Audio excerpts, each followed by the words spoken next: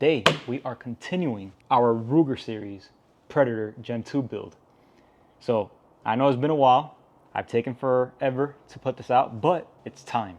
One of the first upgrades that I want to do to the Ruger Predator Gen 2 is a trigger upgrade. One of the best upgrades I feel that will improve this build immensely is going to be the Timney trigger. Now, Timney has been around since 1946. They build some great quality products. I've always been happy with their products, and they were kind enough to sponsor our build by sending out this trigger out for us. I requested the 2.5 pound set trigger. So it is calibrated from the factory at 2.5 pounds, and I just feel like this is going to take us to the next level on our Ruger build. So I'm excited to bring you guys through the process on how to install it. It's a very simple install. It doesn't take much time. It's basically take off, put on, but I'll show you the process of what you need to do in order to get it done. Very simple upgrade. Let's get into it. We have our Ruger on the bench. First things first, we are empty, nothing in the chamber. We're good to start working on this guy. So just to make things simpler, I'm going to take out the bolt so we don't have a bolt in our rifle. So you have one of two ways to get the stock off of the rifle receiver to separate them. So right behind the mag catch there is a screw. Okay, you have one that you can see right at the mag well, and the other one is behind the mag release. All right, so one of two options is you can get the Allen keys that have like a ball at the end and squeeze it in between to undo it, but I find that uncomfortable and I don't like going through a big mission, so I just opted out for getting a punch, and we're going to knock out that roll pin. That is why Ruger provides the tool to be able to install your mag catch back into the stock if you ever have to remove it. So we're just going to get our roll pin punch and tap out our roll pin, making sure not to misplace it. Put your finger in front of your release so that way you can capture that spring tension that's behind it, because you do have a spring right behind that catch. Now, once you got these pieces out, now you have full access to your two screws, so you don't have to go through a mission to get this stock off. So we're gonna go ahead and get our Allen key. So the rear screw is a metric size 4.5. So we're gonna go ahead and remove this guy from our body. All right, and then our front, go ahead and loosen that guy up. We are loose. We can remove our stock from the receiver. So now that we have our receiver taken down, we got to remove the trigger housing from our receiver. So the way you remove it is, if you notice, there are two roll pins right on the top, right? So those roll pins, you can knock them out either way, but we're gonna do it from the opening on the receiver side in, because it seems less travel in there. And we're just gonna get the right sized roll pin punch for that. First one.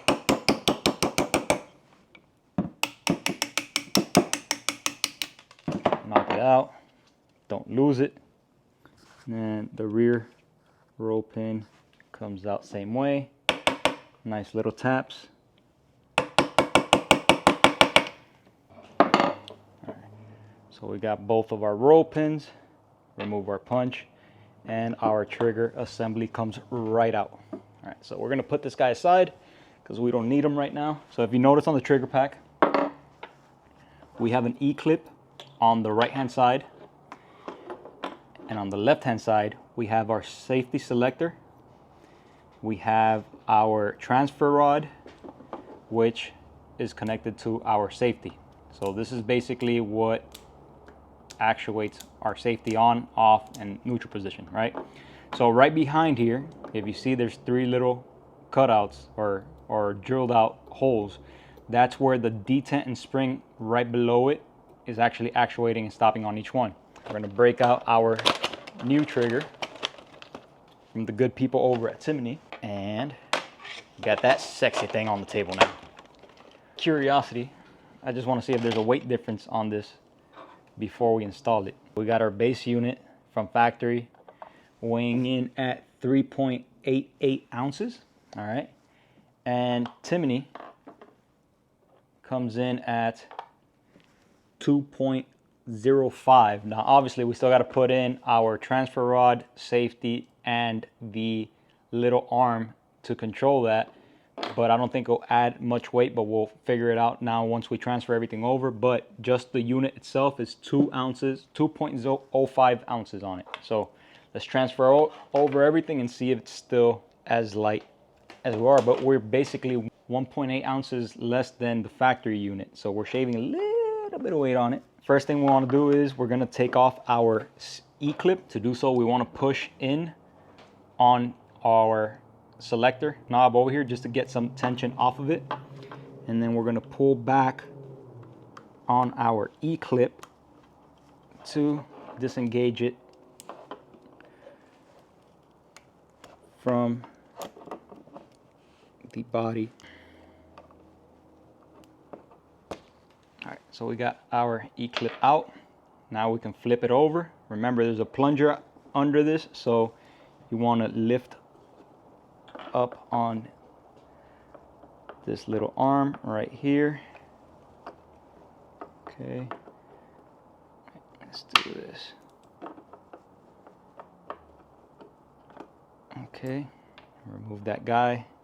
This was the plunger and spring that I was talking about in the assembly. You do not want to lose those.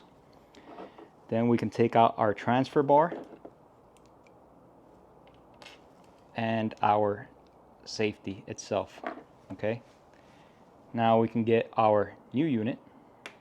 Okay, and we're going to reverse the process and drop in our safety. We're going to drop in our plunger and spring,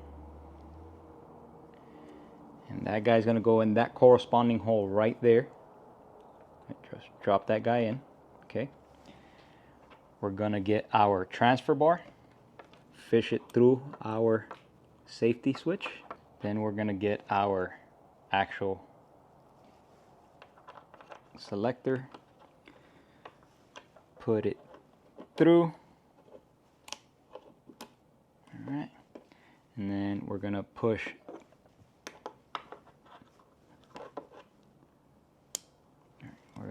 through, flip it on the opposite side, get our E-clip, put it down, and push it the rest of the way home to retain our pin.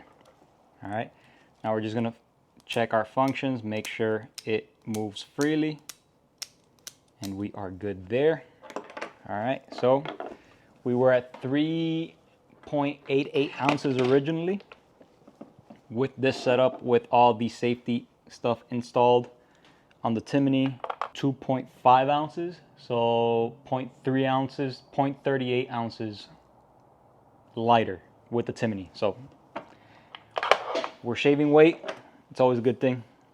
Lighter is always better. We have our receiver back here.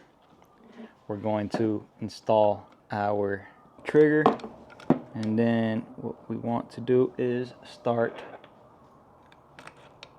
Guys lined up. All right, so we're gonna get our pin. We're gonna add a little support under this guy using my box here, and we're gonna start our pin, our top one. Get this guy started.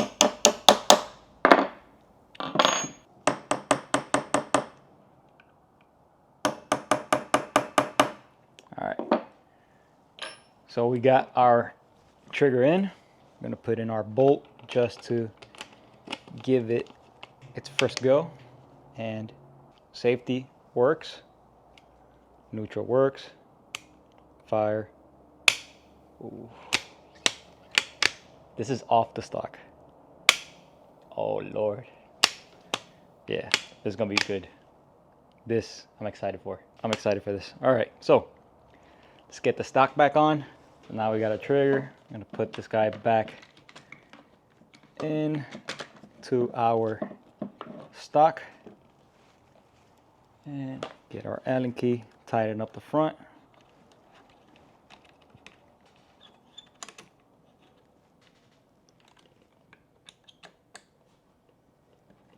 And tighten up the back. And all we're missing is to put in our safety catch. On the mag catch itself, there's a little channel for this spring. You got the Ruger provided tool. So what you want to do is you want to get your safety, and you're going to insert your safety into the tool, followed by your spring with the provided slave pin that they give you with the tool, like such, right? Got it in the tool. You put in your release, mag cast release. You're gonna put your spring in with the long leg with the little bend out. Now you're gonna present that tool in to the body of your stock, and then you're gonna get your factory pin, and then you can just remove your factory tool and seat it all the way flush. All right. So that's what the little factory tool comes in handy for. And make sure you don't lose your slave pin, because you do need it when you're reassembling. So just to verify, empty mag, just to make sure our functions are working properly. Retained mag and released. All right. So overall, that trigger feels a whole of a lot cleaner, crisper. I think this is a great upgrade. If you do any one upgrade, I think on these Ruger Predators, Timney is the way to go. I think this should be one of your first upgrades if you do any to your Ruger Predator Gen 2. Go with Timney, you won't go wrong.